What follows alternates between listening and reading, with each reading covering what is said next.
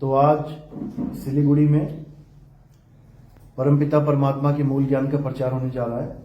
बहुत बड़े भाग हैं उन जीवों के जो अपने पूरे जीवन काल में एक बार भी इस मूल ज्ञान को सुन पाते हैं। उससे भी बड़े भाग होते हैं उन जीवों के जो इस मूल ज्ञान को थोड़ा सा भी समझ पाते हैं, क्योंकि इसको समझने में बहुत ज्यादा विवेक की जरूरत होती है। लेकिन ये तभी समझ में आता है जब मालिक की कृपा होती है, बंदी छोड़ की दया होती है। और अगर उसकी दया नहीं है तो आप कितना ही जोर लगा लो, 1 घंटा 2 घंटा कितना ही सुन के चले जाओ, आपको समझ में नहीं आ सकती बात। समझ में उसी के आएगी जिस पर परमात्मा ने मोहर लगा रखी है। तो आज उसी सच्चे नाम की महिमा गाएंगे, उसी सतनाम की महिमा गाएंगे जिसके लिए बड़े बड़े संत इस दुनिया में आते हैं, हमें चेताते हैं, हमें समझाते हैं। लेकिन हम नादान जीव उनकी बात को समझ नहीं पाते और वही पुराने रीति रिवाजों में, पुराने ज्ञान में, उसी में उलझे पुलझे रह जाते हैं। लेकिन मालिक की कृपा होती है, कोई ना कोई संत आपके जीवन में जरूर आता है और वो आपको एक सही मार्ग पर आगे बढ़ाता है। अब वो कितना आगे बढ़ाता है, कहाँ तक लेके जाता है, ये हमें केवल तभी समझ में आता है जब हम ज्ञान को अच्छे से समझते हैं। जैसे एक छोटा सा बच्चा शुरुआत नर्सरी से करता है, LKG UKG से करता है और धीरे धीरे आगे बढ़ता जाता है। अब उसके जीवन में कोई एक गुरु नहीं है कि एक ही उसको नर्सरी करवा रहा है और वही तुम्हें PhD करवा देगा उसको। उसके जीवन में कई गुरु आते हैं। पहली क्लास का गुरु, दूसरी क्लास का, 3rd क्लास का, 5th क्लास का, 10th क्लास का, 12th का, कॉलेज का, और वो आगे से आगे बढ़ता जाता है क्योंकि उसका लक्ष्य होता है ज्ञान प्राप्त करना, ना कि गुरु के साथ बंध जाना। अगर गुरु के साथ बंधना है तो फिर तुम नर्सरी से आगे नहीं जा सकते, क्योंकि तुम्हें नर्सरी वाले गुरु के साथ ही बांध दिया गया। नर्सरी वाला गुरु तुम्हें अच्छा लगा, तुम कहते हो मैं तो इसको छोड़ के नहीं जाता भाई आगे, तो आप नर्सरी में ही रहोगे सारी उम्र। तो इसीलिए कबीर साहब जो हमें भेद समझा रहे हैं कि गुरु गुरु में भेद है और गुरु गुरु में भाव, सोई गुरु नित वंदिए जो शब्द बतावे दाव। तो आज उस शब्द दाव की महिमा गाएंगे, उसके बारे में जानेंगे, ताकि आपको भी समझ में आ जाए कि अगर आप किसी गुरु की शरण में हैं तो आपको वो कहां तक लेके जाएगा। आज इस पे विचार करेंगे। तो सबसे पहले परमात्मा के नाम पे जयकारा लगाएंगे। बोलिए परमपिता परमात्मा की, सदगुरु बंदी छोड़ कबीर साहिब की, सभी संतों की, सभी भक्तों की, आज के आनंद की, सकल हंस को बंदगी, साहेब बंदगी सतनाम। तो कबीर साहब समझा रहे हैं कि गुरु मेरे सभी बड़े, अपनी अपनी ठौर, शब्द विवेकी पारखी, सो माथे का मोर। यानी एक ही दोहे में उन्होंने स्पष्ट कर दिया कि सबसे पहले तो यह समझ लो कि इस बात को मत मान लेना कि सारे गुरु आपको परमात्मा तक पहुंचा सकते हैं। क्या सारे गुरु जितने भी टीचर हैं ये आपको डॉक्टर बना सकते हैं? नहीं बना सकते। क्या सारे टीचर आज तक जितने टीचरों से आपने पढ़ा है क्या वो आपको इंजीनियर बना सकते हैं? नहीं बना सकते। क्या जितने सारे टीचर आपने आज तक पढ़े क्या साइंटिस्ट बना सकते हैं? नहीं बना सकते। ये योगदान डाल सकते हैं। 5वीं वाले ने 5वीं पढ़ा दी, 7वीं वाले ने 7वीं पढ़ा दी, 10वीं वाले ने 10वीं पढ़ा दी, योगदान तो दे दिया इन लोगों ने, लेकिन ये पूर्ण गुरु नहीं है। ये पूर्ण गुरु नहीं है। यानी इनका आपके जीवन में रोल तो बहुत ज्यादा है, बहुत बड़ा रोल है, लेकिन पूर्ण रोल नहीं है कि आप कहो कि हाँ ये गुरु मुझे मिल गया अब मैं संतुष्ट हो गया। नहीं हो सकते। 5वीं वाला 5वीं ना पढ़ा तो तुम छठे में कभी आ ही ना पाते। 7वीं वाला 7वीं ना पढ़ा तो तुम कभी 8वीं में आ ही ना पाते। यानी हर गुरु का तुम्हारे जीवन में एक इंपॉर्टेंट रोल है। लेकिन कबीर साहब समझा रहे हैं कि पूर्ण गुरु कौन है? शब्द विवेकी पारखी, सो माथे का मोर। मोर का मतलब होता है जैसे दूल्हा अपने सिर पे मोर लगाता है। बहुत सारे रिश्तेदार होते हैं दूल्हे के, कहो दूल्हे से भी ज्यादा ब्रांडेड कपड़े पहन रखे हैं उन्होंने। दूल्हे ने 10,000 का सूट पहना है, वो 50,000 का पहन के खड़ा होगा, लेकिन वरमाला दूल्हे के सिर में ही गले में पड़ेगी। क्यों? क्योंकि उसने मोर बांधा हुआ है। इसी प्रकार गुरु चाहे कोई भी हो, जो सिर पे धारण करने लायक है वो केवल शब्द विवेकी पारखी गुरु है। इन तीनों को अच्छी तरह याद रखो। शब्द, विवेकी, पारखी। ये होता क्या है? शब्द, विवेकी, पारखी। शब्द तो सारे दे रहे हैं। हर गुरु कह रहा है मुझसे शब्द ले लो, मुझसे शब्द ले लो, मुझसे नाम ले लो, आओ नामदान दे देते हैं। हर गुरु कह रहा है और हम ले भी रहे हैं। जो गुरु दे रहा है हम ले भी रहे हैं। तो फिर आगे विवेकी की जरूरत कहां से पड़ गई? शब्द, विवेकी, पारखी। गुरु जी ने कोई भी नाम दिया आपको, A to Z आपने ले लिया। अब इसमें विवेक की जरूरत, परख की जरूरत पड़ी कहां? विवेक और परख क्या होता है ये भी समझ लो। विवेक का मतलब होता है सत्य असत्य का निर्णय करने वाला। जो सही और गलत का निर्णय करे उसको विवेक कहते हैं कि ये बड़ा विवेकी है, ये हर बात का निर्णय करता है। और पारखी कहते हैं परख करने वाले को कि ये चीज असली है कि नकली है। यानी वो पक्षपात, पारखी कभी पक्षपात नहीं करता, वो तो परख करता है। सुनार के पास कोई सोने की अंगूठी देने आया और कहता है इसका मुझे पैसा दे दो। वो ये नहीं देखता कि चाचा आया, चाची आई, मामा आया, मामी आई, भाई आया, बहन आई। वो क्या करता है? बिना पक्षपात किए वो केवल ये देखता है कि कितना इसमें अशुद्धि है और कितनी शुद्धि। परख करता है वो उस चीज की। तो इसी प्रकार शब्द, विवेकी, पारखी, सो माथे का मोर, और गुरु मेरे सभी बड़े, अपनी अपनी ठौर। सब गुरुओं को सलाम है, सब गुरुओं को बंदगी है। लेकिन हमें यह पता करना पड़ेगा कि जिस गुरु की शरण में मैं जुड़ गया हूं वो कहां तक उसकी ठौर है, वो कहां तक लेके जा रहा है मुझे। पांचवी वाला पांचवी तक ही रहेगा, छठी तक नहीं पहुंचा सकता तुम्हें कि छठी में पढ़ाने लग जाए वो तुम्हें, उसका अलग टीचर मिलेगा। तो हमें परख करनी है शब्द की, हमारे गुरु ने हमें क्या शब्द दिया है। अब शब्द की परख कैसे करेंगे? हमें क्या पता शब्द की परख कैसे होती है? जो गुरु जी ने दिया हमने ले लिया, अब उसमें हमारा क्या रोल रहा? हम तो जपने के लिए बैठे। गुरु जी आप राम कहोगे राम जपेंगे, आप श्याम कहोगे श्याम जपेंगे, आप ज्योति निरंजन ओंकार कहोगे ज्योति निरंजन ओंकार जपेंगे, आप कुछ भी कहोगे वो जपेंगे। राधा स्वामी वाले राधा स्वामी दे देंगे, तुम राधा स्वामी जपोगे। उसमें तुम कुछ कर ही नहीं सकते, तुम्हारा रोल ही नहीं है। तो शब्द, विवेकी, पारखी क्या चीज है इसको समझो। शब्द कितने प्रकार का होता है? शब्द 4 प्रकार का होता है। इस पूरे ब्रह्मांड में, सारी गुरुवाई में शब्द 4 प्रकार के ही होते हैं। पहला प्रकार का जो शब्द होता है उसको कहते हैं जाप, जो आप अपने मुख से जप रहे हो। कोई भी नाम दे दिया किसी गुरु ने, बोलने, लिखने, पढ़ने वाला, उसको जाप कहते हैं। हिंदू बाबा मिल गया तो उसने आपको राम राम दे दिया। वृंदावन वाले बाबा मिल गया वो आपको राधे राधे दे देगा। कोई मुसलमान बाबा मिल गया वो आपको अल्लाहू अल्लाहू करवा देगा। कोई सिख बाबा मिल गया गुरुद्वारे वाला वो आपको वाहेगुरु वाहेगुरु जपवा देगा। कोई ईसाई मिल गया वो हालेलुया जपवा देगा। यानी हर बाबा शब्द के अधीन है। बिना शब्द के कोई बाबा किसी को शिष्य नहीं बना रहा है। और शब्द भी कौन सा दे रहा है? जो उसके धर्म में प्रचलित है। कभी हिंदू गुरु आपको कभी नहीं कहेगा अल्लाहू अल्लाहू जपो, बता दो कोई कहता हो तो। कभी सिख गुरु आपको यह नहीं कहेगा कि तू भाई राधे राधे जप, कभी नहीं कह सकता वो। क्यों? क्योंकि वो सब अपने अपने धर्म के बंधन में हैं। वो सब अपने अपने धर्म के चलाए हुए नामों को आगे बढ़ा रहे हैं, वो किसी और को नहीं जपवाते। लेकिन दे सब जाप ही रहे हैं, राम राम, अल्लाह अल्लाह, वाहेगुरु वाहेगुरु। इसमें समानता क्या है और इसमें भिन्नता क्या है? भिन्नता यह है कि ये सारे नाम अलग अलग दिखाई देते हैं। राम, अल्लाह, वाहेगुरु, गॉड, ये तो हो गई भिन्नता। अब समानता क्या है? समानता यह है कि ये सारे नाम अक्षरों से बने हुए हैं।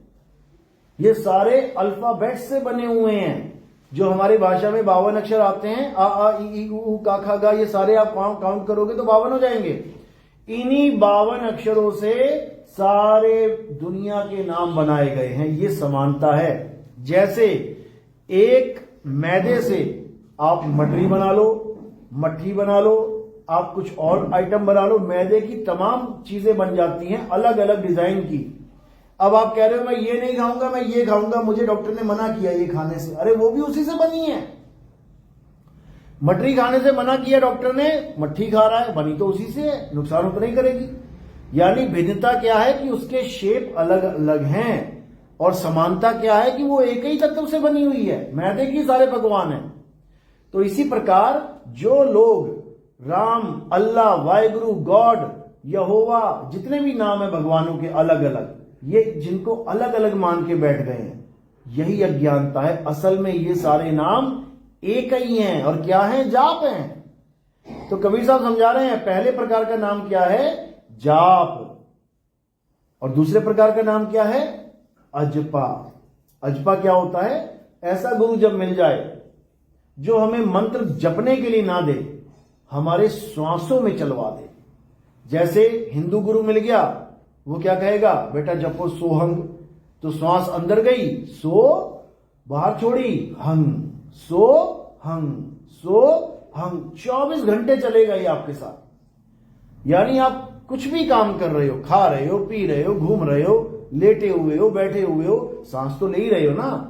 तो श्वास लेते लेते ही नाम चल रहा है, आपको अलग से कुछ जपने की जरूरत नहीं है। जितनी बार सांस लिया उतनी बार नाम जप लिया। इसी को दोहे में, इसी को वाणियों में यूज किया जाता है। श्वासा की माला पे सिमरू में तेरा नाम। यानी श्वासों की माला पे सिमरूंगी मैं, मुंह से नहीं बोलूंगी कुछ भी। मुंह से राम राम अल्लाह अल्लाह ना बोलती मैं, श्वासों में बोलूंगी। हिंदू गुरु मिल गया, सोहंग दे दिया। मुसलमान मिल गया, अल्लाहू, श्वास ली तो अल्लाह, छोड़ी तो हु, अल्लाहू, अल्लाह, वो श्वासों में अल्लाह अल्लाह कर रहे हैं। सिख गुरु मिल गया तो श्वासों में वाहेगुरु वाहेगुरु, जैसी सांस ली वाहे, छोड़ा गुरु, वाहे गुरु, वाहे गुरु।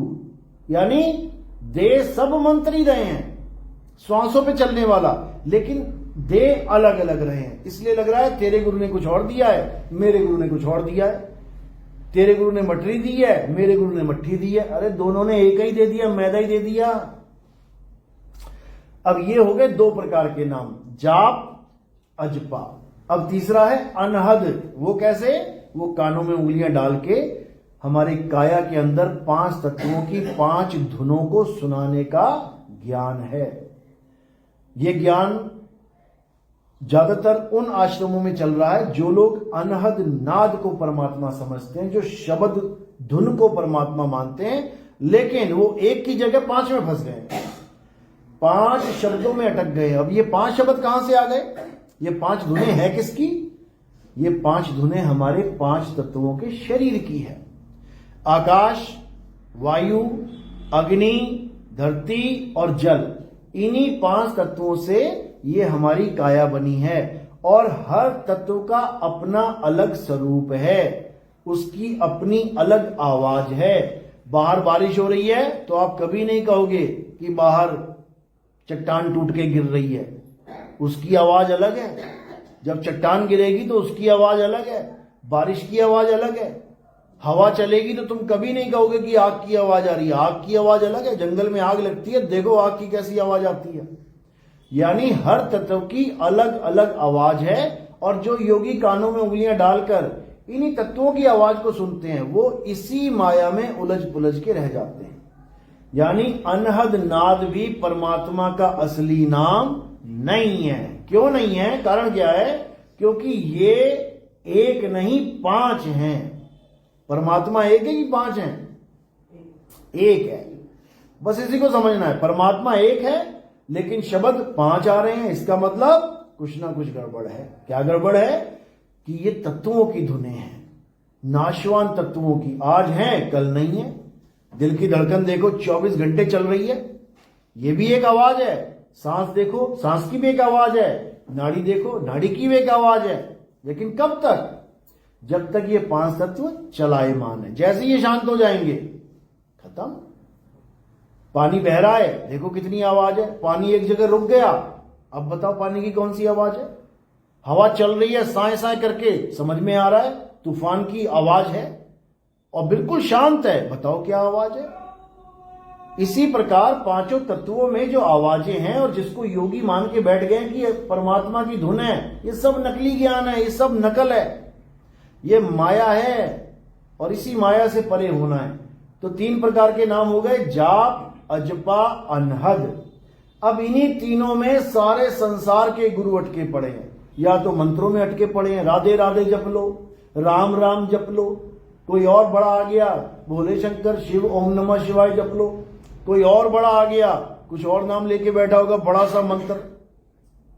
मुसलमान आ गया तो अल्लाह अल्लाह में फंसा दिया उसने। ईसाई आ गया तो गॉड गॉड में लगा दिया। सिख आ गया तो वाहिगुरु वाहिगुरु में।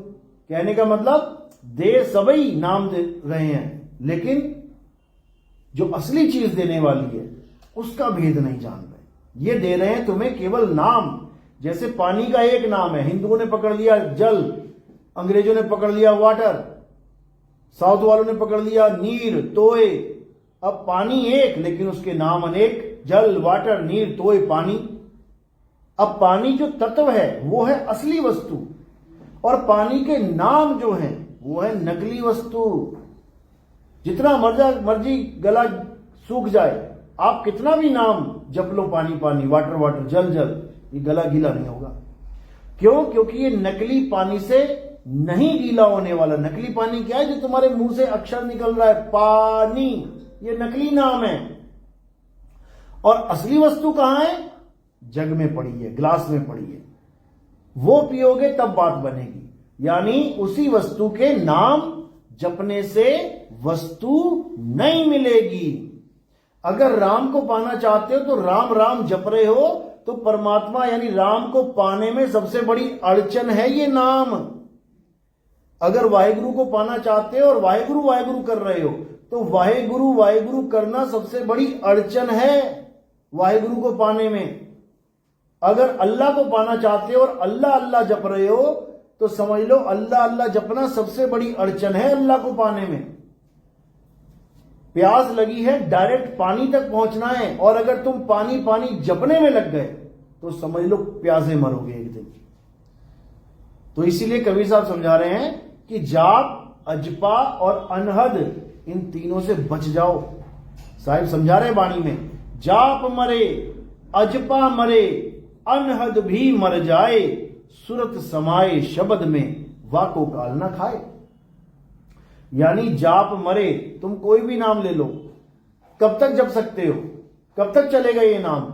जब तक तुम हो, तुम जिंदा हो तो जो जितने मर्जी नाम चला लो, राम राम राम राम राम राम, और जैसे ही प्राण निकल गए नाम खत्म। अब बोल के दिखाए कोई राम, मुसलमान है तो बोल के दिखाए अल्लाह, सिख है तो बोल के दिखाए वाहिगुरु। कब तक बोल पाए? जब तक घट में प्राण है। तो कह रहे हैं जाप मरे, यानी तुम्हारी देह खत्म हो गई, तुम मरे तो जाप भी मर गया।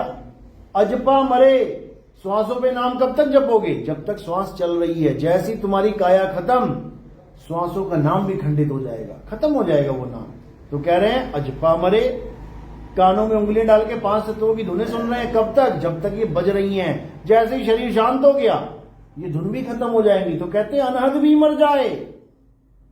अब क्या करना है? सुरत समाये शब्द में और वाको काल ना खाए। अब ये जो शब्द है ये क्या है, इसको समझना है। ये हमारे परमात्मा का असली नाम है और ये किसी का अलग अलग नहीं है कि हिंदुओं का परमात्मा अलग है, सिखों का परमात्मा अलग है, मुसलमानों का परमात्मा अलग है। बिल्कुल नहीं, ये हम सबका जो परमपिता परमात्मा है ये उसका नाम है।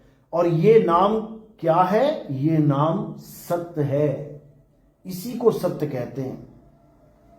राम जी का नाम कहते हैं राम नाम सत्य है। अगर राम नाम सत्य है तो फिर हनुमान नाम क्या है? फिर राधे नाम क्या है? सत्य तो एक होता है, सत्य 2 3 4 5 नहीं होते।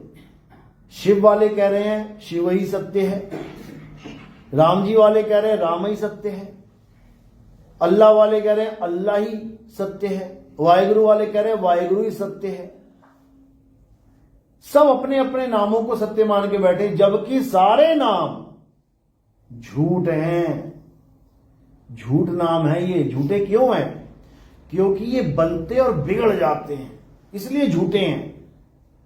झूठे क्यों हैं? क्योंकि ये इंसानों ने बनाए हैं, इसलिए झूठे हैं, नकली हैं ये। एक झरना प्रकृति ने बनाया है, बहुत बढ़िया झरना है, लोग जाते हैं, फोटो खिंचाते हैं। एक झरना इंसान ने बनाया है।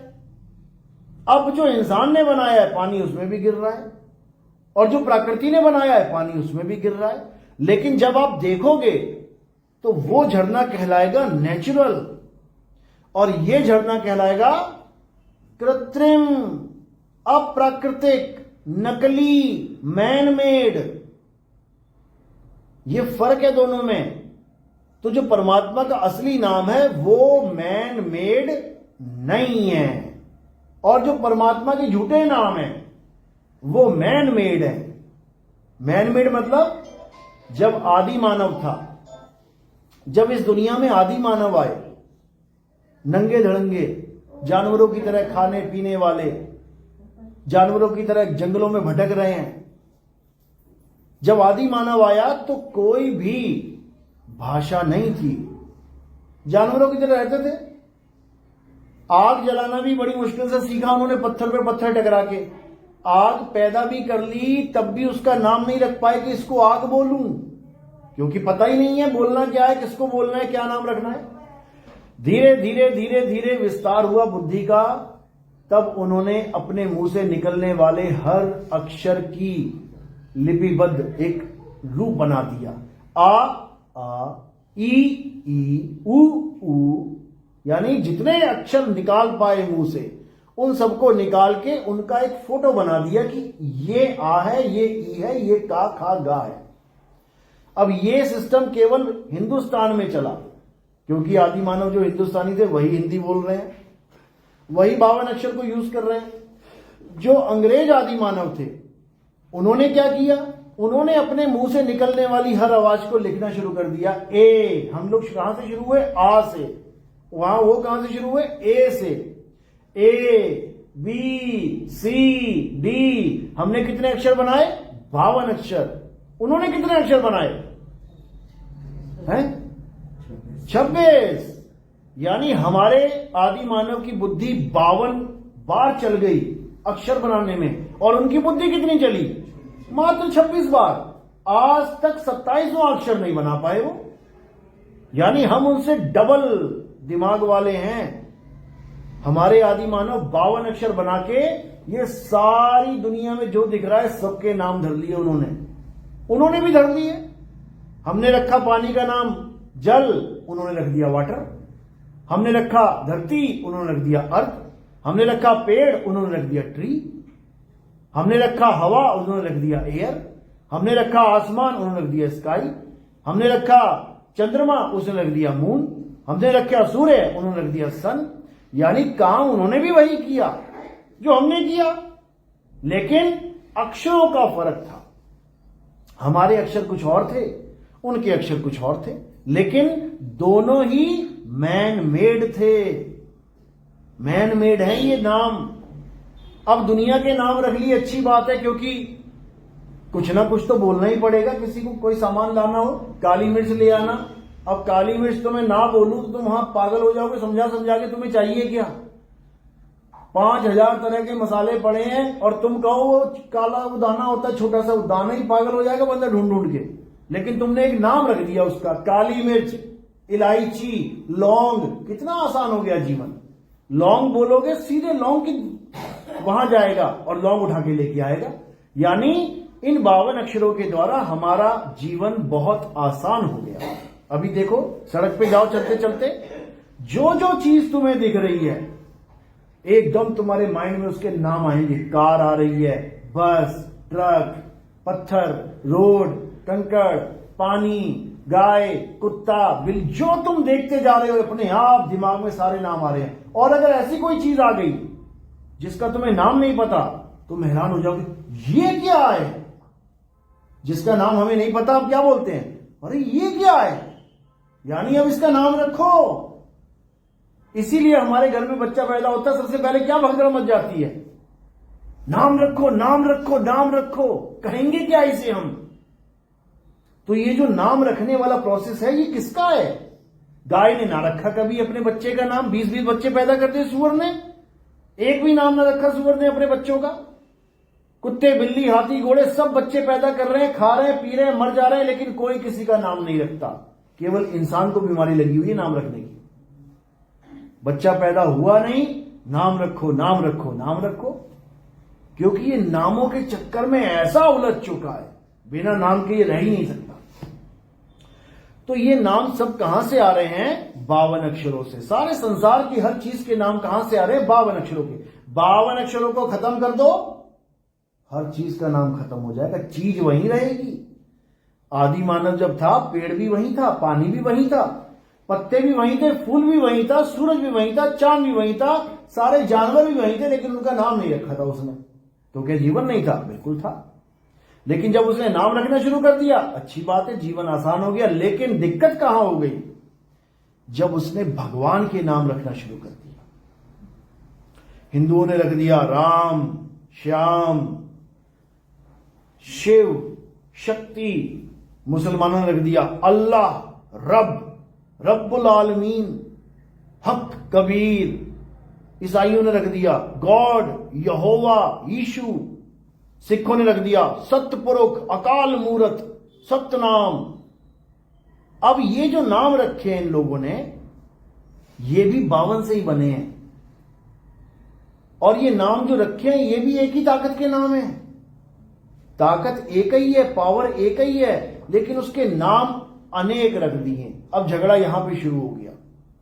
हिंदू कह रहा है नहीं, राम राम जप के मुक्ति मिलेगी, राधे राधे जप के मुक्ति। वो कह रहा नहीं, अल्लाह अल्लाह जप के मुक्ति मिलेगी। राधा स्वामी वाले कह रहे नहीं, राधा स्वामी जपना पड़ेगा तब मुक्ति मिलेगी। निरंकार वाले कह रहे नहीं, तू ही निरंकार बोलना पड़ेगा तब मुक्ति मिलेगी। हर बंदा अपने अपने नामों को बड़ा करने में लगा है कि मेरा वाला नाम बड़ा है। लड़ाई किस बात की है? पानी यहां पड़ा है, प्यास सबको लगी है, अब झगड़ा कर रहे हैं। जल जल जपोगे तो प्यास बुझेगी। वो कह रहा ना, वाटर वाटर जपेगा तो प्यास बुझेगी। नीर नीर तोय तोय जपोगे तब नहीं, पानी पानी जपना पड़ेगा। और प्यास एक भी नाम से नहीं बुझने वाली, एक भी नाम से बुझने वाली। सारी उम्र राम राम करके मर जाएंगे, लेकिन राम नहीं मिलने वाला। बाबा नानक ने 600 साल पहले बोल दिया था, राम राम करता सब जग फिरे और राम ना पाया जाए। पा ही नहीं सकते उसको। क्यों? क्योंकि तुम्हें पता ही नहीं है राम कहते किसे हैं, वो राम है क्या, वो हमें पता ही नहीं है। तो कैसे मिलेगा? वो मिल ही नहीं सकता। केवल नाम जपने से राम मिल जाए तो फिर छोड़ो नौकरियां, छोड़ो धंधे, बैठ जाओ घर में, धन धन धन धन धन, लो पकड़ो माला, धन धन धन, पैसा पैसा पैसा पैसा पैसा। आ जाएगा क्या? अरे साहिब बाणियां बोल के गए इनके ऊपर, धन धन कहे जो नर धनिया होए, तो निर्धनिया रहे ना कोई। कबीर साहब कह रहे हैं अगर धन धन करने से तुम्हारे घर में भंडार भर जाए तो निर्धन कौन रहेगा यहां पे? लक्ष्मी माता की पूजा बताओ कब से कर रहे हैं हम लोग, युगों युग बीत गए। और अमीर कौन हो गया? 20 साल में दुबई अमीर हो गया। हम वहीं के वहीं बैठे हैं, सारी पूजा हमने कर डाली और पैसा कोई और ले गया उठा के।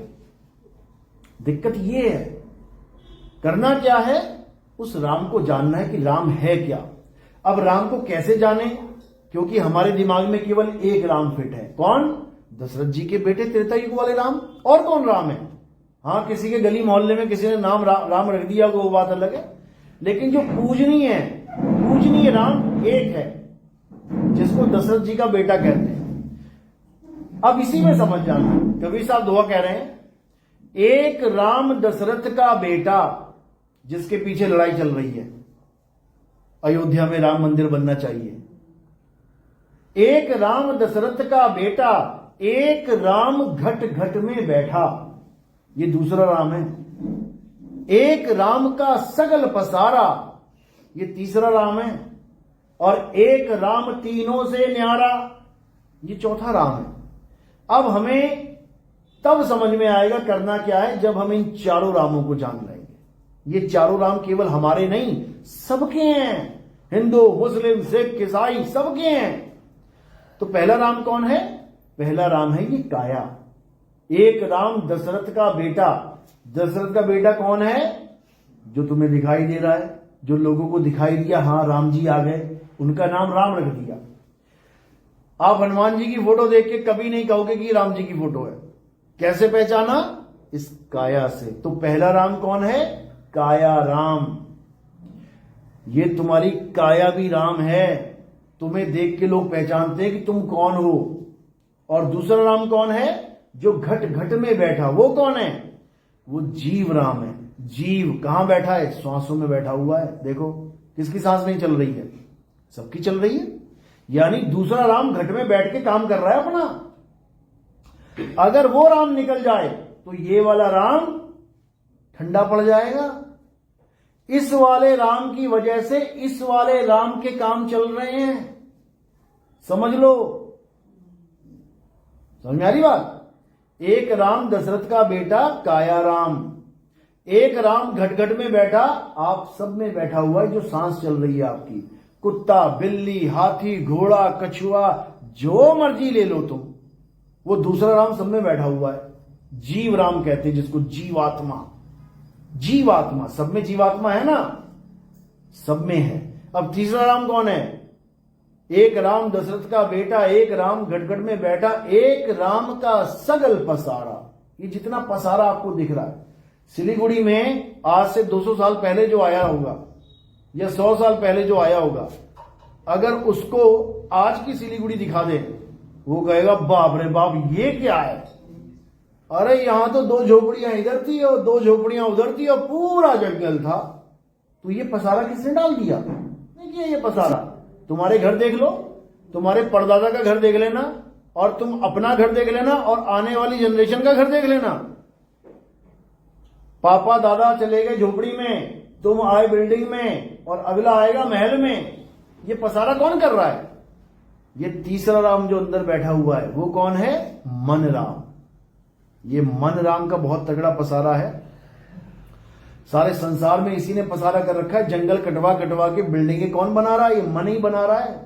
अकेले आदमी को दुकेला कौन कर रहा है? मन ही कर रहा है। दुकेले को तिकेला, चौकेला, पचकेला कितने कर रहे हैं? बच्चे पैदा हो रहे हैं। अकेला आदमी बैठा बैठा बोर हो रहा है तो उसका मन कहता है शादी कर ले, शादी कर लेता है।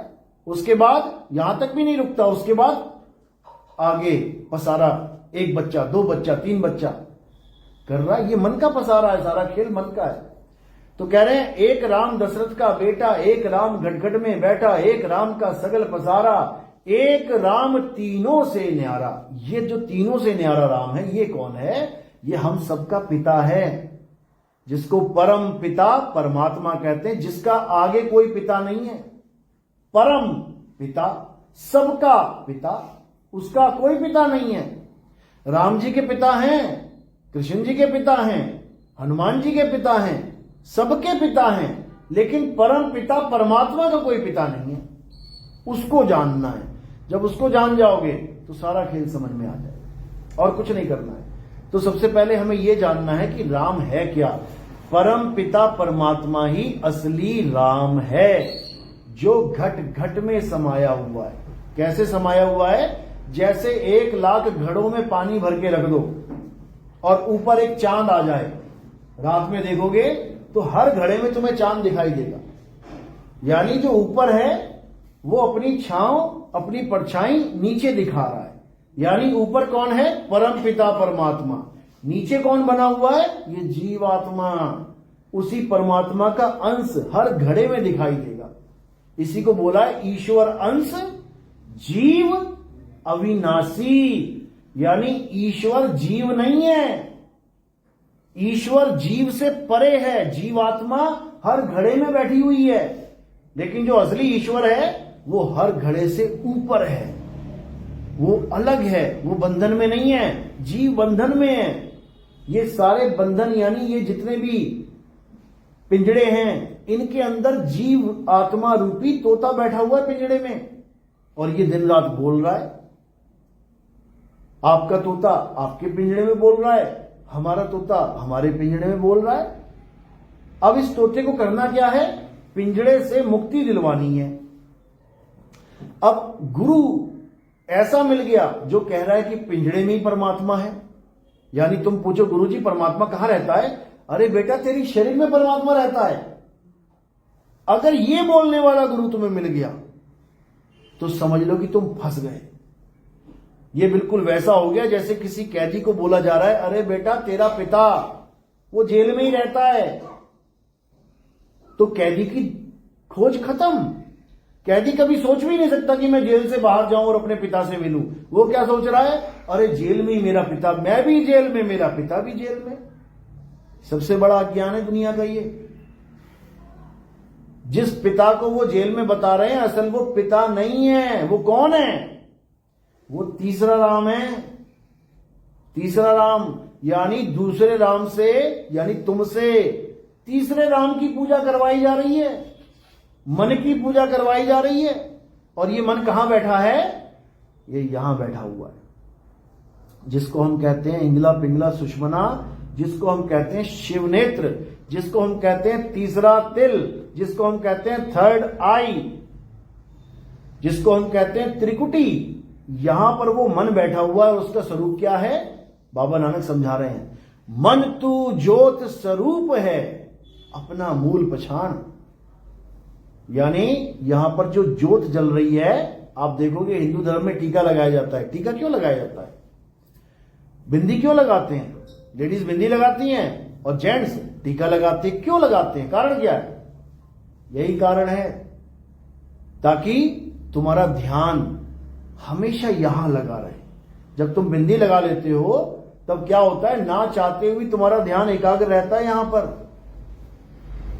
और जब हम टीका लगा लेते हैं तो ना चाहते हुए भी हमारा ध्यान वहीं रहता है। क्यों? क्योंकि ठंडक मिलती रहती है। टीके में कपूर होता है, चंदन होता है, लगा लिया। अब जहां पर ठंड लग रही है बढ़िया, वहीं पे ध्यान एकाग्र हो रहा है। तो किसकी साधना कर रहे हैं हम? उसी तीसरे राम की, जो मन है, मन स्वरूपी राम। और उसी मन की पूजा ब्रह्मा विष्णु महेश जी, गौरी गणेश जी और जितने देवी देवता हैं, ये सब उसी की पूजा करते हैं। उस मन का नाम क्या है असली? उसका नाम है अलख निरंजन। नाम सुना होगा, अलख निरंजन। कौन है ये? कभी फोटो देखी इसकी? कभी इसके बारे में सुना है कि कोई स्टोरी, जैसे राम जी, कृष्ण जी, हनुमान जी की स्टोरीज हैं, हमें काफी स्टोरीज आती। हाँ बोलते थे, लेकिन है कौन? अब मैं बोलूं मोदी तो समझ में आता है आप लोग को कि किसकी बात चल रही है। अब साउथ अफ्रीका वाले हबशियों को क्या पता जंगल में जो बैठे हैं किसका नाम है ये? वो तो केवल सुन रहे हैं कि मोदी बोला, लेकिन वो जानते नहीं है कि मोदी है कौन। इसी प्रकार जो जान रहे हैं उन्होंने कहा अलग निरंजन, और जो नहीं जान रहे वो केवल नाम सुन रहे हैं। तो जो केवल नाम सुन रहे हैं उनको कभी समझ में आ ही नहीं सकता कि वो है क्या। अलख निरंजन कौन है? तुम्हारा मन निरंजन है। अलख यानी जिसको कोई लख नहीं सकता, जिसको कोई लख नहीं सकता, लेकिन सारी उम्र उसकी गुलामी कर रहे हो तुम। मन की गुलामी कर रहे हो। कैसे कर रहे हो? अब लोग कहेंगे कि भाई हम तो नहीं करते, सुबह से लेकर शाम तक करते हो। मम्मी ने उठाया, उठ जा बेटा उठ जा। कब उठोगे? मम्मी बोले और बेटा उठ जाए, फिर इससे बढ़िया क्या चीज है? लेकिन बेटा नहीं उठेगा। क्यों? कब उठेगा? जब उसका मन कहेगा। अगर तुम्हारा मन नहीं है उठने को तो मां 10 बार बोल के चली जाएगी। तुम मां की गुलामी नहीं कर रहे हो। तुम किसकी गुलामी कर रहे हो? अपने मन की। मन कह रहा है अरे सो जा भाई, कोई बात नहीं, बोलते रहते हैं, जाने दे इसको। तो तुम सो जाओगे। और जब मन कहेगा अरे उठ भाई टाइम हो गया, एकदम उठ जाओगे। किसकी गुलामी करी? मन की। तुम नहाने जा रहे हो, वॉशरूम जा रहे हो, तुम साबुन लगा रहे हो, शैंपू लगा रहे हो, कौन सा लगा रहे हो? 50 शैंपू 50 साबुन पड़े थे दुकान में, लेकिन तुमने कौन सा उठाया? जो तुम्हारे मन को भाया, तुम्हारा मन पसंद, जो तुम्हारे मन को अच्छा लगेगा, तुम्हारा हाथ ऑटोमेटिकली वहां जाएगा। और जो तुम्हारे मन को अच्छा नहीं लगता तुम उसको उठा भी नहीं सकते। किसकी गुलामी करी? मन की गुलामी। तुमसे पूछा चाय पीना है कि दूध पीना है? अब क्या बोलोगे? मेरा मन कर रहा है चाय पी लेंगे। भाई ये मन कौन है? यानी हर काम तुम मन के कहे पे चल रहे हो। कपड़े भी कौन से पहन रहे हो? अलमारी खोली, 50 तरह के कपड़े पड़े हुए हैं। कौन से पहने? जो तुम्हारा मन कर रहा है। यानी हर काम हम अपने मन के अनुसार कर रहे हैं, इस मन की ही गुलामी कर रहे हैं। ये मन ही अलख निरंजन है और इसने सबको उलझा रखा है, सबको, किसी को नहीं छोड़ा इसने। यहां तक कि ब्रह्मा विष्णु महेश भी इसकी साधना करते हैं और ये सबके अंदर बैठा हुआ है। यही सबको श्राप और यही सबको वरदान देता है, ये मन ही देता है।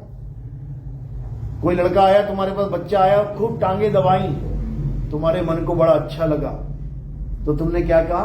बेटा जुग जुग जियो, आशीर्वाद है।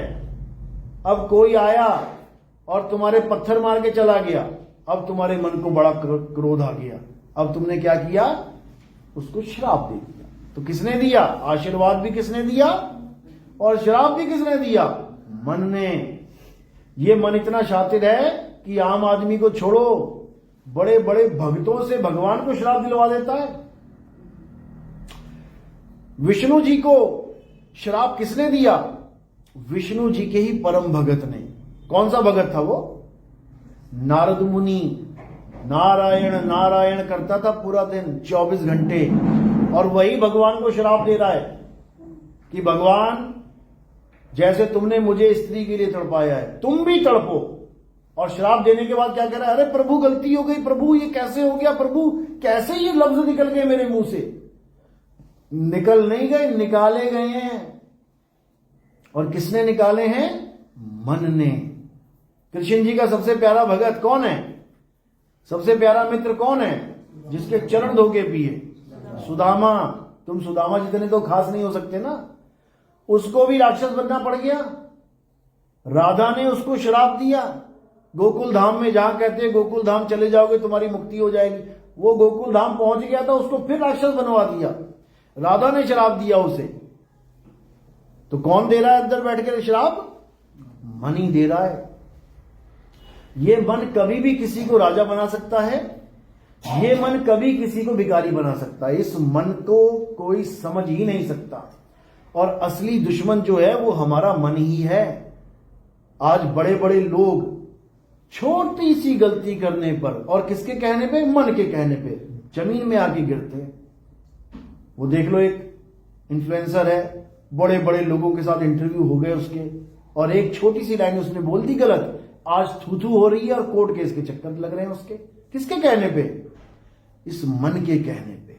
तो साहिब क्या कह रहे हैं? मन के हारे हार है और मन के जीते जीत। कहें कबीर गुरु पाइये मन ही के प्रतीत। समझ लो, यानी मन एक ऐसा घोड़ा है जो तुम्हें दौड़ाता ले जा रहा है। अब करना क्या है? कहें कबीर गुरु पाइये मन ही के प्रतीत, यानी अब इस पे लगाम लगानी है और गुरु धारण करना है, तब काम बनेगा, नहीं तो नहीं बनेगा। तो इसी मन से बचाने के लिए परमपिता परमात्मा संतों को भेजते हैं कि तुम बच जाओ इस मन से, क्योंकि ये मन इतना शातिर है कि तुम्हें जन्मों जन्म अलग अलग योनियों में भटकाता है। यही मन तुम्हें आज कहां लेके आया है? इंसानी जन्म में। और यही मन तुम्हें कल कहां लेके जाएगा? नाली का कीड़ा बना देगा, जंगल में पैदा करवा देगा, ये सुअर कुत्ते बिल्ली हाथी घोड़े कॉकरोच मच्छर बनवा देगा। यही मन इतना शातिर है। तुम प्योर वेजिटेरियन हो, लेकिन जब मन बुद्धि भ्रष्ट करेगा, तुम जाके मटन खाओगे, चिकन खाओगे। आज ब्राह्मणों का हाल ये है, मटन चिकन खा खा के रेट बढ़ा दिए इन्होंने। किसके कहने पे? मन कर रहा है, आज मन कर रहा है दारू पी ले, आज मन कर रहा है चिकन खा ले। तो साहिब समझा रहे हैं, मन जाता है तो जाने दे, और तू थाम के राख शरीर, उतरा पड़ा कमान से क्या कर सके तीर। यानी अब अपने मन पे दृष्टि डालो, विचार करो कि ये करना क्या चाह रहा है, ये सारा खेल खत्म तो नहीं करने जा रहा मेरा। क्योंकि मृत्यु से पहले पहले, यानी शरीर छोड़ने से पहले पहले, अगर तुमने ये नहीं जाना कि ये मन को मारना कैसे है, तो समझ लो ये अगला जन्म दिलवा देगा तुम्हें, क्योंकि ये कभी मरता नहीं है।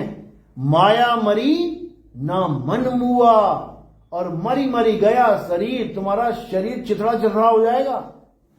ट्रक आया तुम्हारे ऊपर से चढ़ के चला गया, चिथड़े चिथड़े हो गए तुम्हारे, लेकिन मन नहीं मरेगा। याद रखना, मन मर ही नहीं सकता। इसको मारने का एक तरीका है, वो तरीका ही बताने आते हैं गुरु लोग कि कैसे मारना है इसको, क्योंकि जब तक इसको नहीं मारा तब तक ये तुम्हें जन्म मरण के चक्कर में डाले रखेगा। तो इसी को समझा रहे हैं कि कैसे मारना है। मन को मार गगन चढ़ जाई और मान सरोवर बैठ नहाई। यानी जब भेदी गुरु मिलेगा तुम्हें, तब वो तुम्हें समझाएगा कि मन को मारा कैसे जाता है। अगर तुमने मन को मार दिया तो समझ लो कि तुम्हारा जन्म मरण का खेल खत्म हो गया। अब तुम्हें किसी भी मां के गर्भ में आने की जरूरत नहीं है। आज तुम इंसान बन के बैठे हो, क्यों? क्योंकि तुम्हारी मां भी एक इंसान है, उसके 2 हाथ 2 पैर सिर हैं, तुम्हारे भी 2 हाथ 2 पैर सिर हैं, पीठ कंधा। अगर तुम्हें ऐसी मां मिल जाती जिसके 4 पैर 1 पूंछ 2 सींग होते, गाय हो गई, भैंस हो गई, बकरी हो गई, तो तुम्हारे भी 4 पैर 1 पूंछ 2 सींग होते और होंगे आगे जाके। जैसी तुम्हें मां मिलेगी वैसा ही बच्चा गर्भ से निकलेगा। तो शुक्र मनाओ कि अभी हम इंसान हैं और हम ये समझ सकते हैं कि इस जन्म मरण के रोग को खत्म कैसे किया जाए। ये मत सोचना कि तुम्हें जानवर नहीं बनना पड़ेगा। अरे विष्णु जी को बनना पड़ गया। पहला अवतार क्या लिया था? मछली अवतार। तो मछली इंसान थोड़ी नहीं, जानवर ही है। दूसरा अवतार कौन सा लिया? कछुए का अवतार। अरे जानवर ही तो है। तीसरा अवतार वराह अवतार, जंगली सुअर का। अरे जानवर ही तो है। उसके बाद जाके नरसिंह, आधा आदमी आधा जानवर। कहने का मतलब वो ये समझा रहे हैं कि बेटा हमें अवतार लेने पड़ रहे हैं जानवरों के, तुझे भी लेने पड़ेंगे। लेकिन हम नहीं समझ रहे। हम समझ रहे हैं बस हम राधे राधे करेंगे, निकल लेंगे यहां से। अरे बड़े बड़े ऋषि मुनि सारी सारी उम्र तपस्या करते रहे और अंत में 84 में चले गए। वो देखो एक कथा आती है भागवत में, एक ऋषि सारी उम्र जिसने लगा दी राधे राधे राम राम ओम नमः शिवाय करते, वेद पढ़ते, हवन यज्ञ करते, बूढ़ा हो गया, मरने वाली हालत हो गई। एक हिरन आ गया उसके आश्रम में, हिरन का बच्चा पाल लिया उसने। अब खूब हरी हरी घास खिला रहा है, पानी पिला रहा है। अच्छा कर रहा है कि बुरा कर रहा है? अच्छा कर रहा है। खूब खिला रहा है, पिला रहा है, खूब सेवा कर रहा है, भजन भी कर रहा है, सेवा भी कर रहा है, भजन भी कर रहा है से। लेकिन मोह पड़ गया, प्रेम में पड़ गया। अब भजन, ये नहीं भजन छोड़ दिया, भजन भी कर रहा है, जो करता था कर रहा है। और करते करते करते करते एक दिन हिरण के बच्चे को बांध के भक्ति में बैठा हुआ है, ध्यान लगा रखा है, और एकदम अंत समय आ गया। अब जैसी अंत समय आया, अब ऋषि क्या सोच रहा है? अरे हिरण का बच्चा तो मैंने बांधा हुआ है, इसको कोई भेड़िया खा जाएगा, भाग भी नहीं पाएगा। जो थोड़ी बहुत घास दी है खा के खत्म हो जाएगी, कहीं चर भी नहीं पाएगा, ये तो बड़ा पाप हो जाएगा। अच्छा सोच रहा है कि बुरा सोच रहा है? जीव के बारे में अच्छा सोच रहा है। सोचते सोचते सोचते उसके बेचारे के प्राण निकल गए और कहां चला गया? हिरण के बच्चे बन के हिरण के गर्भ में चला गया। यानी सारी उम्र का पूजा पाठ हवन यज्ञ धरे का धरा रह गया और 84 में चला गया वो। तो जब वो 84 में जा रहा है इतनी पूजा पाठ करके, हम तो वो भी नहीं कर रहे हैं। और हमारा ध्यान कहां है? खुद देख लो, बैठे बैठे देखो तुम्हारा मन कहां लेके जा रहा है तुम्हें। जहां लेके जा रहा है वहीं जन्म होने वाला है तुम्हारा, इतना समझ लो। किसी ने कुत्ता पाल लिया तो कुत्ते पे ही लगा रखा उसने ध्यान, इंजेक्शन लगवाऊंगा, शैम्पू से नहलाऊंगा, ऐसा करूंगा वैसा करूंगा, सारा दिन कुत्ते कुत्ते कुत्ते, तो अंत में भी कुत्ते ही बन जाएगा वो, समझ लो। किसी का ध्यान बच्चों में है, मेरा प्यारा बेटा, मेरा प्यारा, कहते हैं अंत काले जो लड़का सिमरे, ऐसी चिंता में देह मरे, सुअर जन्म वो बलबल उतरे। जो लोग कहते हैं मैं मरने वाला हूं, मेरे बेटे की शक्ल दिखा दो, मेरी बेटी की शक्ल दिखा दो, सुअर जन्म मिल जाता है उनको कि तुझे बेटा बेटी प्यारे हैं, ले फिर 20-20 बच्चे होंगे तेरे एक बार में, 5 बार बच्चे हो गए, 20 पंजा 100, बन गई गंधारी। तो ये हाल हो जाएगा। तो करना क्या है? अंत काल जो प्रभु को सिमरे, जो अंत काल में प्रभु का सिमरण करेगा, ऐसी चिंता में देह मरे। अगर इस चिंता में देह मर जाती तो 101% आपको प्रभु ही मिलेगा। लेकिन वो तब मिलेगा जब तुम्हें पता हो कि प्रभु का ध्यान कैसे करना है। ध्यान तो तुम कर रहे हो राम राम राम राम, राधे राधे राधे राधे, अल्लाह अल्लाह, वाहिगुरु वाहिगुरु, ध्यान तुम कर रहे हो 52 अक्षरों का, तो प्रभु कैसे मिलेगा?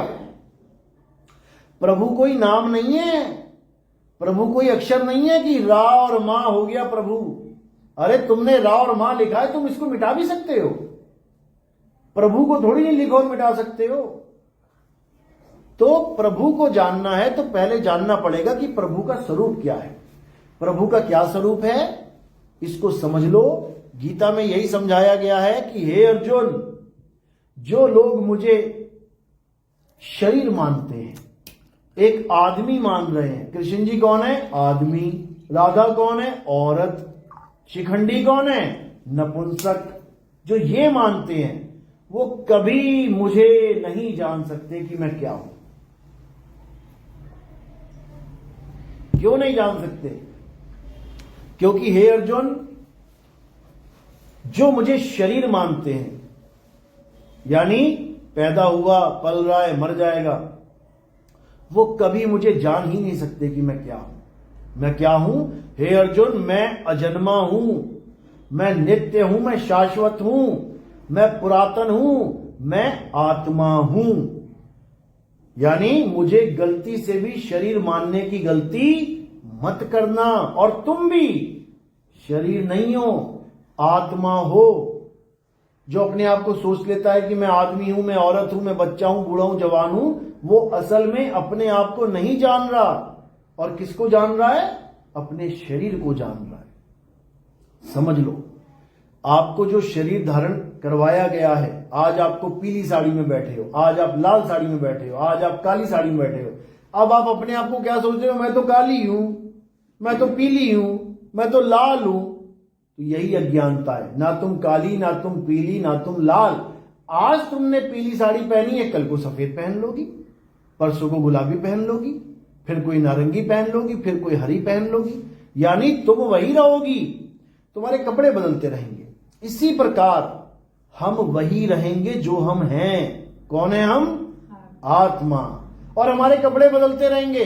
आज आदमी, कल औरत, परसों कुत्ता, बिल्ली, हाथी, घोड़ा, सुअर, मछली, मक्खी, मच्छर, खटमल, कीड़े मकोड़े। शरीर बदलते रहेंगे, लेकिन तुम नहीं बदल सकते। तुम वही हो जो तुम हो। बस तुम्हें वो जानना है कि मैं हूं क्या। तो अध्याय 2 जरूर पढ़ो। गीता का अध्याय 2 अगर आपने पढ़ लिया, बाकी गीता नहीं भी पढ़ोगे चलेगा, बिल्कुल चलेगा। क्योंकि बाकी गीता का ज्ञान जो है वो सार से हटके है। अध्याय 2 सार ज्ञान है, गीता का सार है। और उस सार ज्ञान में क्या समझाया गया है कि तुम अपनी आत्मा को जान लो कि तुम एक आत्मा हो। तुम्हारा ना तो कभी जन्म होता है, ना ही कभी मृत्यु होती है। समझ लो, आज तुम इस दुनिया में आए हो जिस मां के गर्भ में, इसका मतलब ये नहीं कि आज तुम्हारा पहला जन्म है। तुम पिछली मां के गर्भ से निकल के कर्म करके मर के फिर अगली मां के गर्भ में आए हो।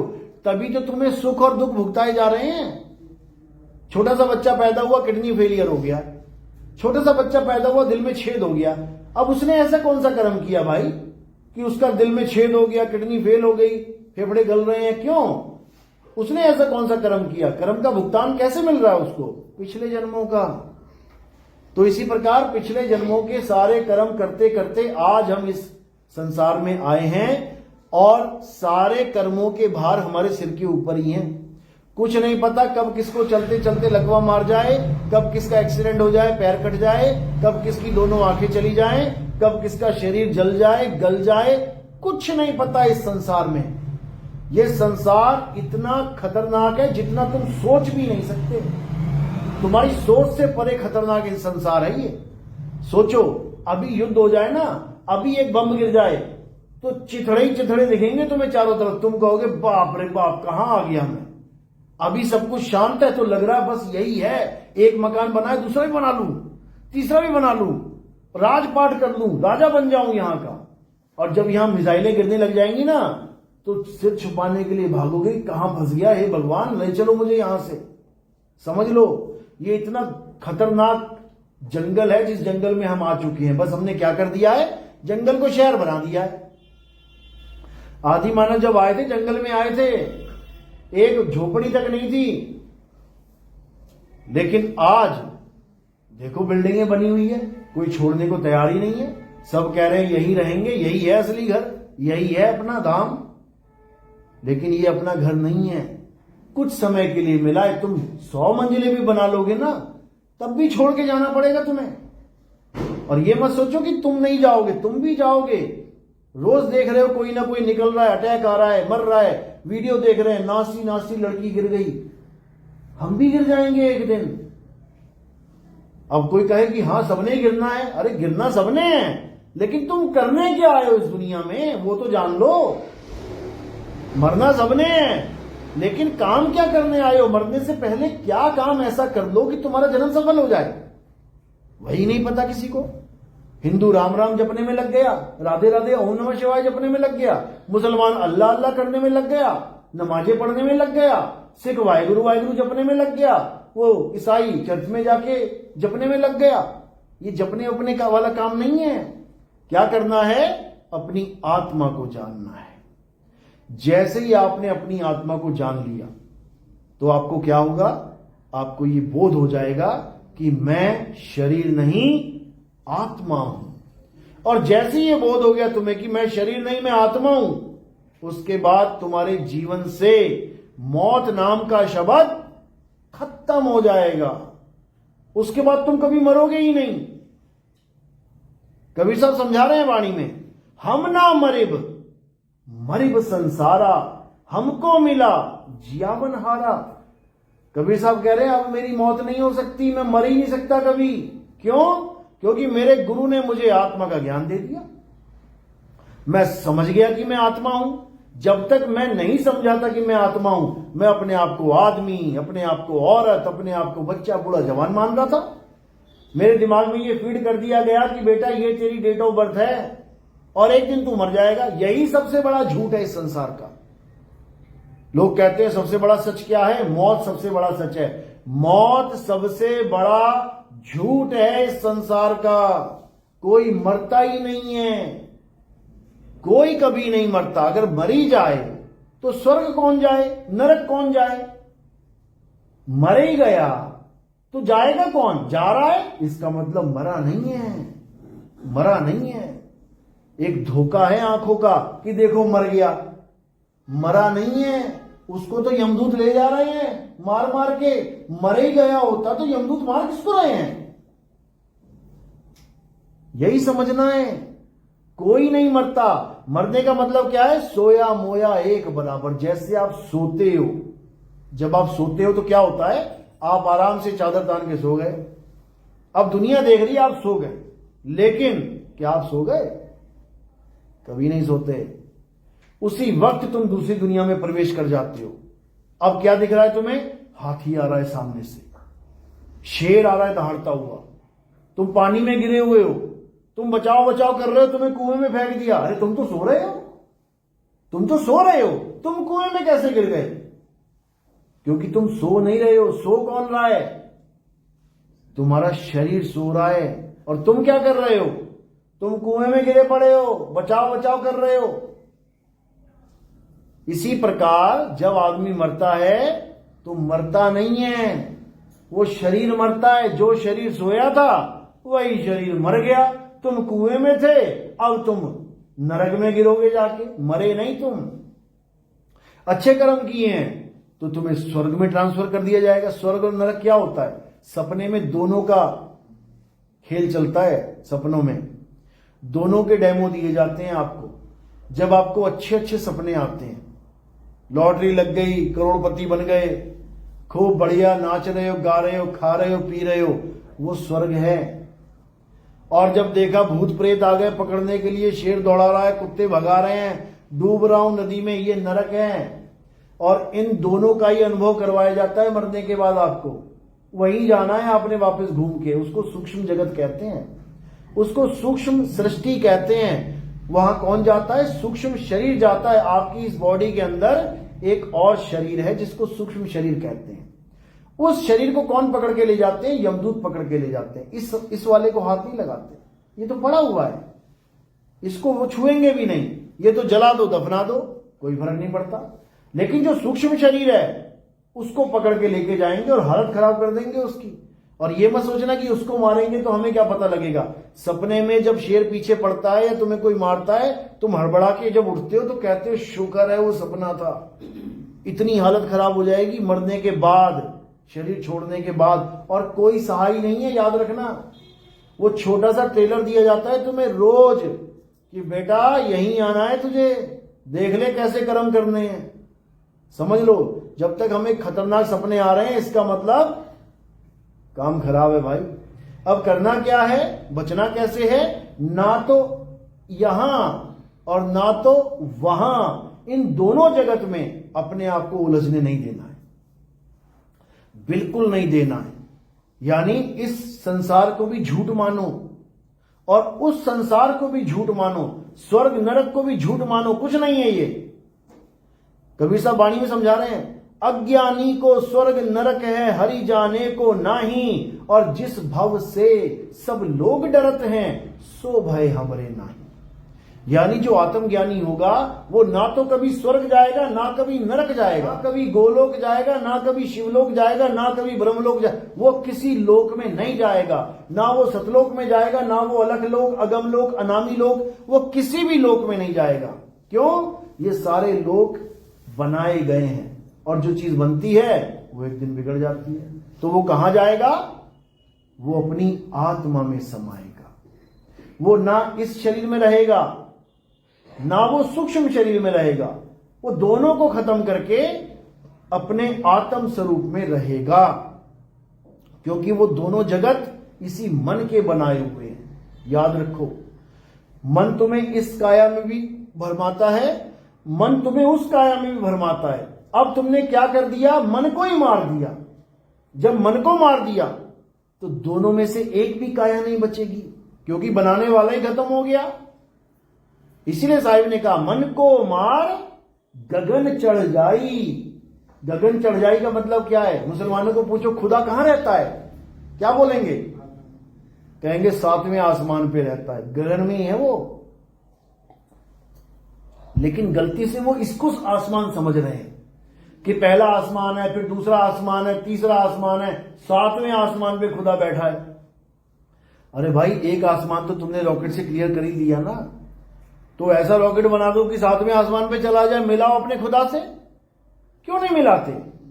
क्योंकि वहां वो खुदा है ही नहीं। 7वां आसमान क्या है?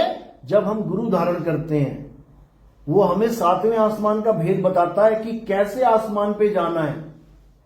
क्योंकि आसमान पर जाकर ही हमारा जन्म और मरण खत्म होगा, आसमान से पार चले जाना है। क्योंकि सबसे पहले क्या बना इस संसार में? आसमान ही बना है। उसके बाद ये ग्रह, तारे, सूर्य मंडल, ये मंडल, वो मंडल। तो शुरुआत कहां से है? आसमान से। उसी के ऊपर जाके बैठना है, वहीं खुदा मिलेगा। तो ये सब भेद की बातें हैं, जब गुरु धारण करते हैं तब हमें समझ में आती है। तो गुरु का रोल क्या होता है आपके जीवन में? गुरु का रोल होता है कि अगर आप हिंदू हैं और राम राम जप रहे हैं, श्याम श्याम जप रहे हैं, वाहे कुछ भी कर रहे हैं, उसको छुड़वा दे, छोड़ इसको। गुरु का रोल क्या है? अगर कोई मुसलमान आ रहा है और कह रहा है मैं नमाजें पढ़ रहा हूं, मैं अल्लाह अल्लाह जप रहा हूं, तो गुरु छुड़वा देगा, छोड़ दे इसको। अगर कोई सिख आता है कहता है मैं वाहिगुरु जप रहा हूं, तो अगर सच्चा गुरु होगा वो कहेगा छोड़ दे इसको। अगर कोई ईसाई आता है कहता है मैं हालेलुया जप रहा हूं, मैं प्रेयर कर रहा हूं, वो क्या कहेगा? छोड़ दे इसको।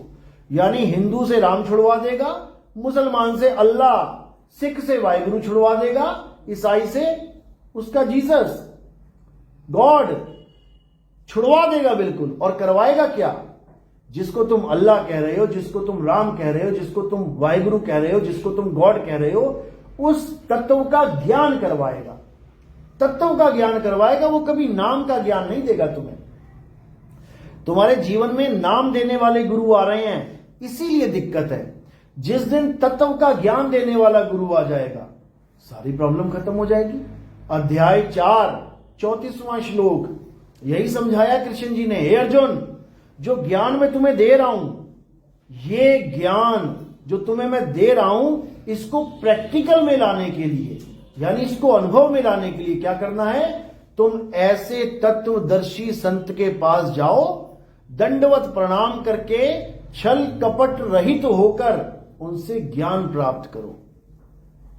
स्वयं भगवान सामने खड़े हैं, अर्जुन को ज्ञान दे रहे हैं, तो तत्वदर्शी के पास जाने की क्या जरूरत है। लेकिन उन्होंने आदेश दिया कि जो मैं ज्ञान दे रहा हूं तुम्हें, वो तुम्हें तत्वदर्शी लखाएगा। मैं तुम्हें समझा रहा हूं आत्मा आत्मा, लेकिन मेरे कहने पर भी तुम समझ नहीं सकते। जैसे मैं तुम्हें कहूं करंट करंट करंट, मेरे कहने पर सुनने पर भी आप समझ नहीं सकते करंट कैसा होता है, जब तक उस करंट में आपकी उंगली ना लग जाए। तो जैसे ही उंगली लगेगी आपको एकदम अनुभव हो जाएगा कि करंट क्या चीज होती है।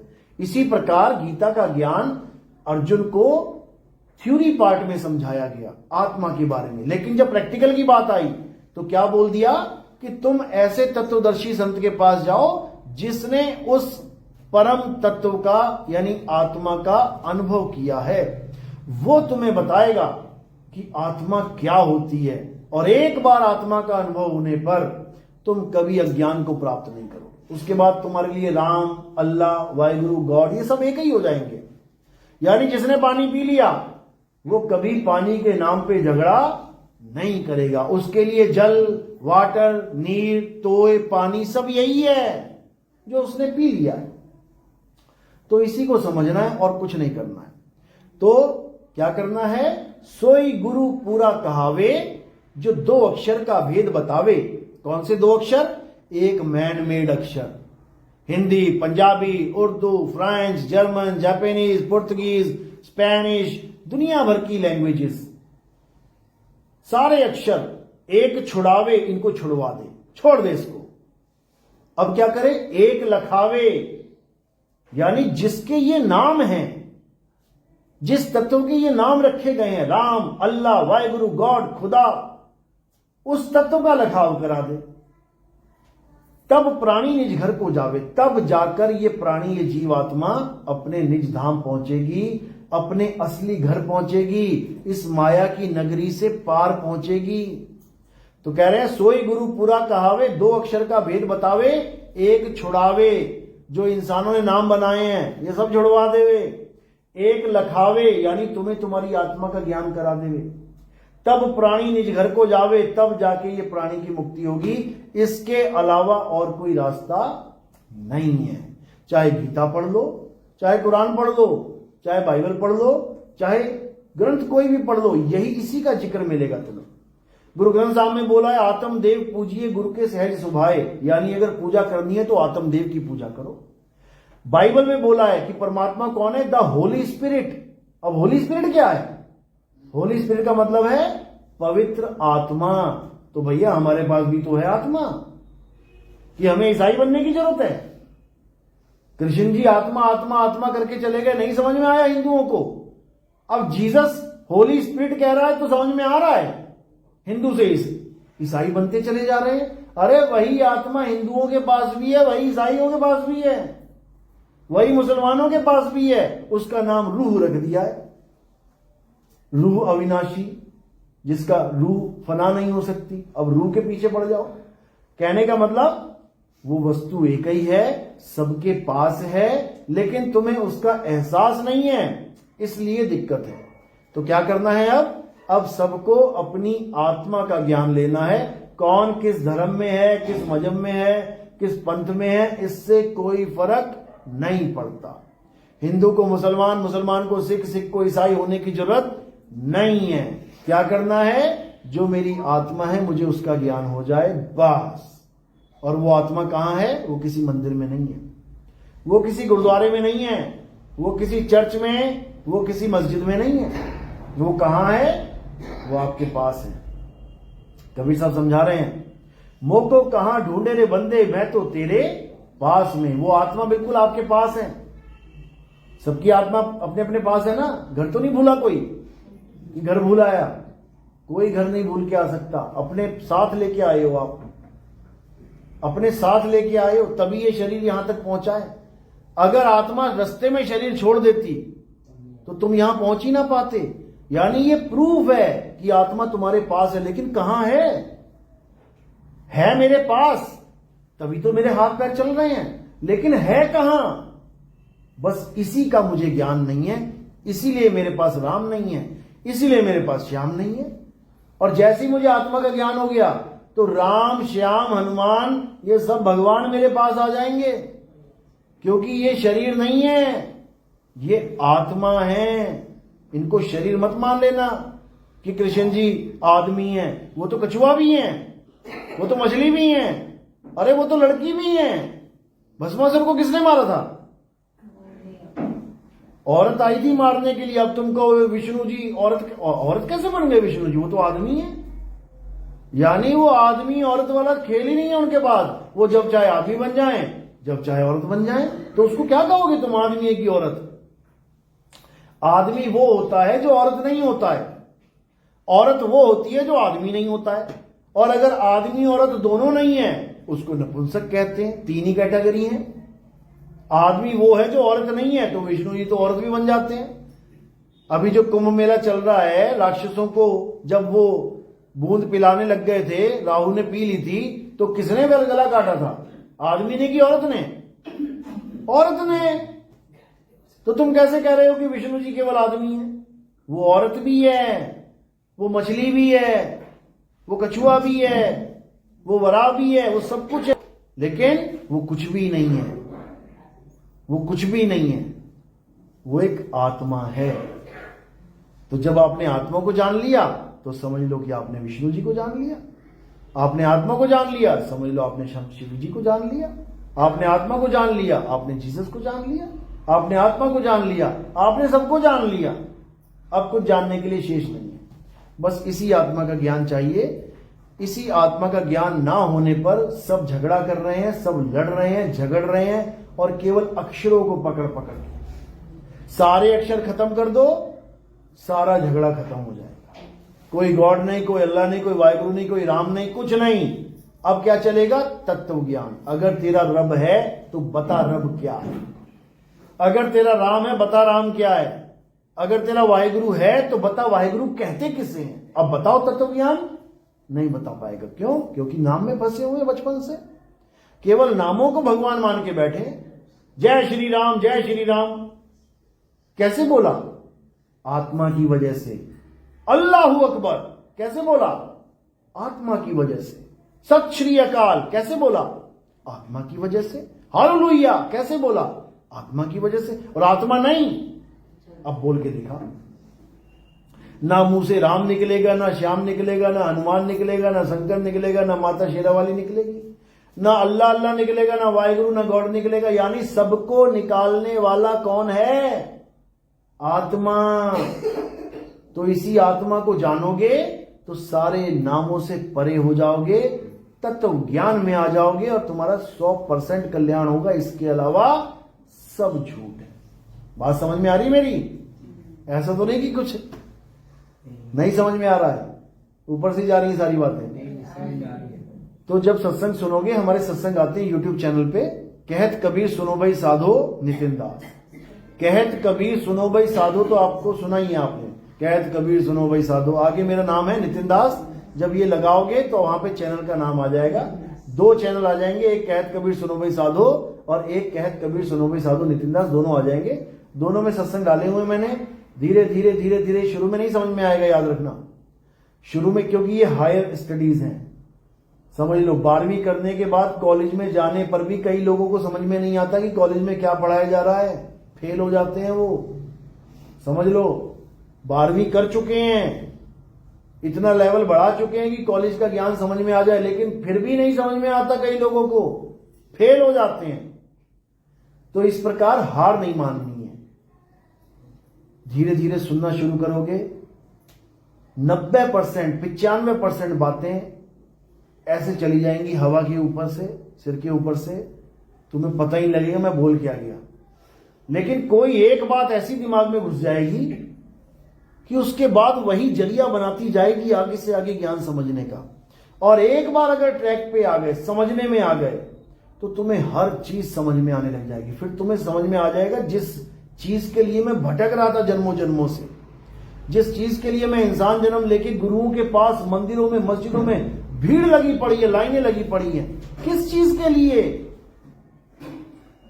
वो चीज मिल जाएगी। समझ लो, भगवान के पास आजकल लाइनें क्यों लगती हैं? सुख के लिए, कि भगवान जी मेरे घर में सुख आ जाए, शांति आ जाए, तो सब जाते हैं लाइन लगा के। आगे सुख शांति सबके घर में, सारे सुख खुश हो गए। अरे जो भगवान के घर में जा रहे हैं वही रास्ते में एक्सीडेंट होके मर जा रहे हैं। देखो जरा, यात्रा पे बस गई थी और पलट गई और मर गए सारे। बताओ, जिस भगवान के घर में आप अरदास लगाने जा रहे हो वो पहले ही तुम्हें उठा ले जा रहा है। कुंभ में देखो कितने लोग गए, बेचारे मर गए भगदड़ में।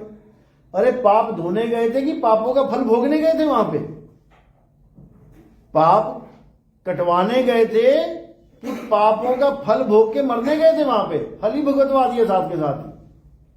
ये सब अज्ञानता है। कोई भगवान किसी के पाप नहीं काट सकता। अगर भगवान पाप काटता होता तो बताओ कौन पूजा नहीं कर रहा है?